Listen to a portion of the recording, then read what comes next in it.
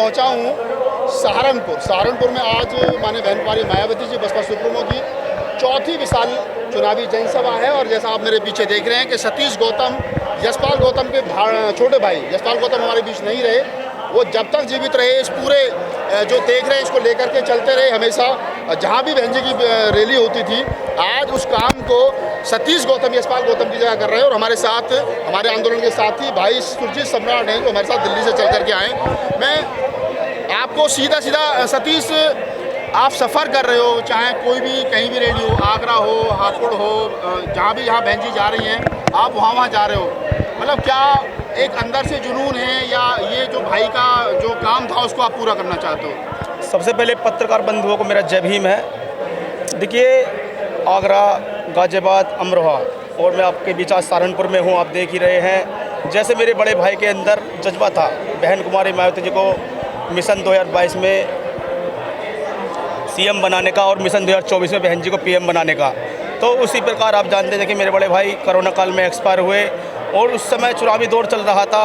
मेरे बड़े भाई ने 30 साल निस्वार्थ बहुजन समाज पार्टी में काम किया।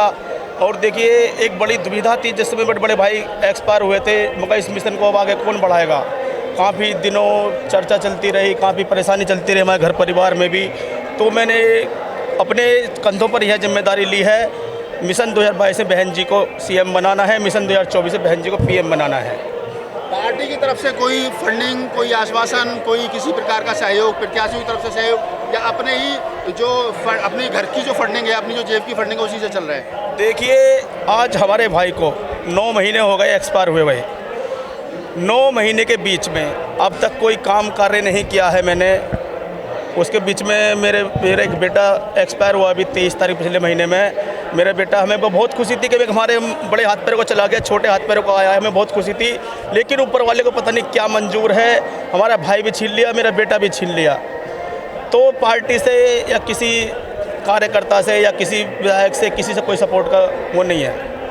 पार्टी से कोई सहयोग नहीं, प्रत्याशी से कोई सहयोग नहीं, किसी पदाधिकारी से कोई सहयोग नहीं? जी नहीं। भाई साहब, यशपाल गौतम भी ऐसे ही करते रहे, आप भी ऐसे ही कर रहे हो, कब तक ऐसे चलता रहेगा जुनून? कब तक? आखिर कुछ ना कुछ तो संसाधन चाहिए।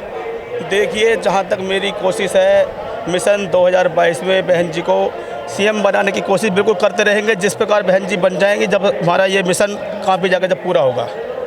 तो यशपाल गौतम के छोटे भाई हैं सतीश गौतम, उनका कहना है कि हमारा जो मिशन है, पार्टी हमें सहयोग दे ना दे, प्रत्याशी हमें सहयोग दे ना दे, पदाधिकारी कोई सहयोग दे ना दे, लेकिन हमारा उद्देश्य है बहन कुमारी मायावती जी को 2022 में सीएम बनाना। हमारे साथ एडवोकेट सुजीत सम्राट हैं। सुजीत भाई, लगातार रैलियों में जा रहे हो, चाहे आगरा की रैली हो, गाजियाबाद की रैली हो, कल अमरोहा की रैली हो, आज सहारनपुर में भी हो। बहन जी की रैली जब से शुरू हुई है, क्या बदलाव दिख रहा है? देखिए, जो माहौल दिखाई दे रहा है आप लोगों को, आगरा का माहौल देख लीजिए, आप गाजियाबाद देख लीजिए, अमरोहा देख लीजिए, और आज सहारनपुर के अंदर है।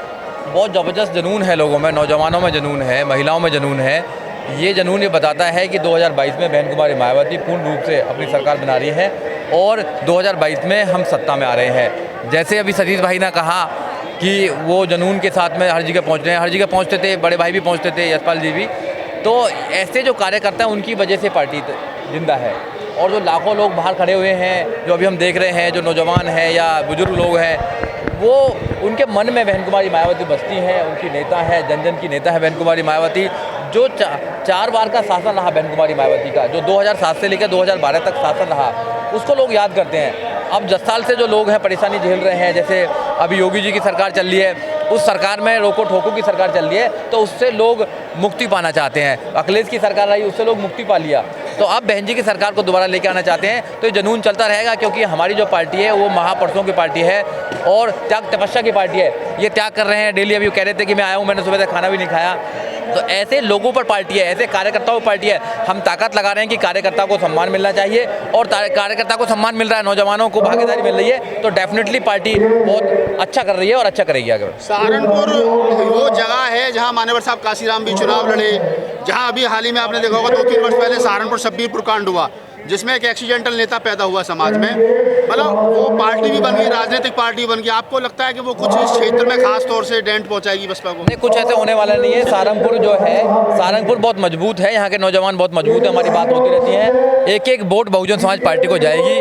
कहीं कोई नहीं जाने वाली, कहीं कोई भटकने वाला नहीं है, सारे लोगों ने मन बना लिया है। शब्बीरपुर का जब कांड हुआ था तो बहन कुमारी मायावती अकेली नेता थी जिन्होंने पार्लियामेंट के अंदर इस्तीफा देने का काम किया था। बहन जी ने कहा था कि मैं अपने लोगों की आवाज़ नहीं उठा सकती, तो फिर मैं ऐसे पार्लियामेंट में रहने का कोई मुझे अधिकार नहीं है। और बहन जी यहाँ पर आई भी थी, ऐसा नहीं है, बहन जी ने उनकी मदद भी की थी और हम लोगों ने मदद की थी। हम लोगों ने भी काफ़ी यहाँ पर चक्कर लगाए थे और हम लोगों को बहुत जानते हैं, नौजवानों से मिलकर कहते हैं कि बहन जी जो वो ट्विटर की राजनीति कर रही है, रोड पर नहीं उतरती है। अब वो कुछ भी कहते रहे, उनकी बातों में तो मैं कुछ कहना नहीं चाहता हूँ, क्योंकि उनको पता लग जाएगा 2022 तक उनको लोग पसंद कर रहे हैं। 2022 के बाद में उनको पता लगेगा कि उन्होंने क्या किया है। 2022 में कोई उनको पूछने वाला नहीं है। नौजवान एक नौजवान ने मन बना लिया कि 2022 में एक वोट हाथी के बटन पर दबाकर बहन कुमारी मायावती को 5 बार मुख्यमंत्री बनाना है, ये प्रण कर लिया है नौजवान साथी ने।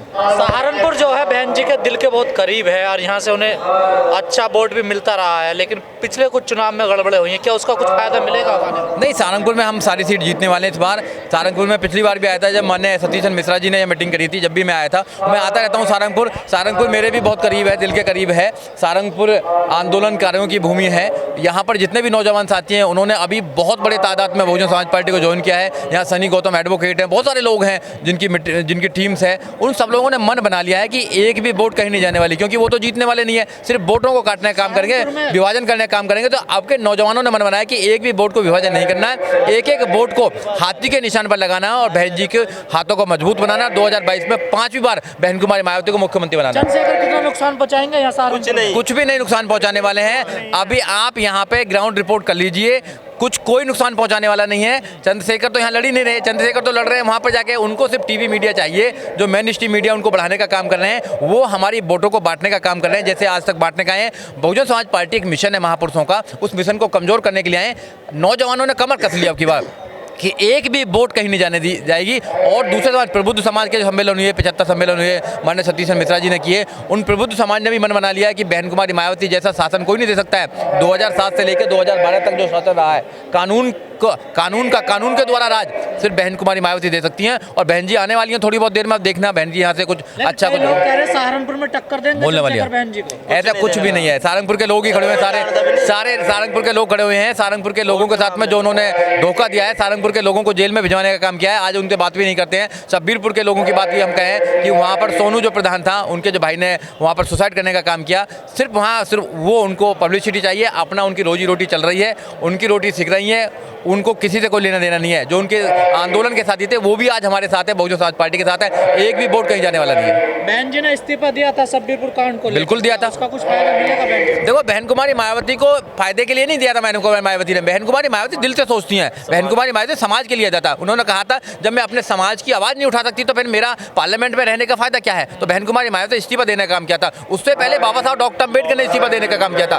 ये नेता जो है समाज के नेता हैं, समाज के विषय में सोचते हैं, रात दिन समाज के विषय में सोचते हैं। बहन कुमारी मायावती ने जब 4 बार मुख्यमंत्री बनी तो समाज के लिए काम किए, लोगों के लिए जीरो बैलेंस पर काम करने के लिए, जीरो बैलेंस पर उन्होंने एडमिशन देने का काम किया था। और बहन जी का नारा भी है, सर्वजन हिताय सर्वजन सुखाय। तो हमारी पार्टी में सभी समाजों को न्याय मिलता है, सभी समाजों को सम्मान मिलता है। ऐसा नहीं है कि एक समाज को काम करते रहेंगे। तो बहन जी जो करती हैं, वो जो कहती हैं वो करती हैं। हमारी करनी और कथनी में अंतर नहीं है। बहन जी लगातार रैलियां कर रही हैं, आज चौथी रैली है उनकी। बिल्कुल चौथी रैली है। बहन जी जहाँ जहाँ रैली करेंगी वहाँ जाएंगे। हम नौजवानों को तैयार करने का काम कर रहे हैं। दिल्ली से डेली आते हैं, डेली अब करके जाते हैं। यहाँ लोगों को मनोबल बढ़ाने का काम करते हैं और हमारे जैसे लोगों को आना चाहिए। हमने तो मन बना लिया है कि जब तक बहन कुमारी मायावती को मुख्यमंत्री नहीं बना देंगे, हम तो घर में नहीं घुसेंगे और लोगों को तैयार करने का काम करेंगे। मैडम कुछ मीडिया जो है वो उस तरह से, अभी कल ही एक मेन स्ट्रीम मीडिया ने लिखा कि चुनाव नजदीक है लेकिन माया गायब है।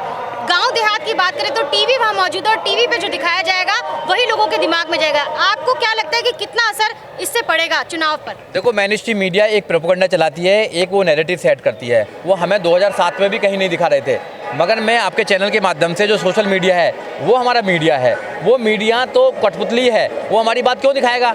हम 22% इंटैक्ट वोट है उत्तर प्रदेश के अंदर, फिर भी हमें टक्कर में नहीं दिखाने वाले रहते हैं। उनका बस चले तो हमें जीरो पे लेकर आ जाए, उससे नहीं चलेगा। ये डेमोक्रेसी है, यहाँ वोटिंग का अधिकार है, जिसकी वोट पड़ेंगी वो राजा बनेगा।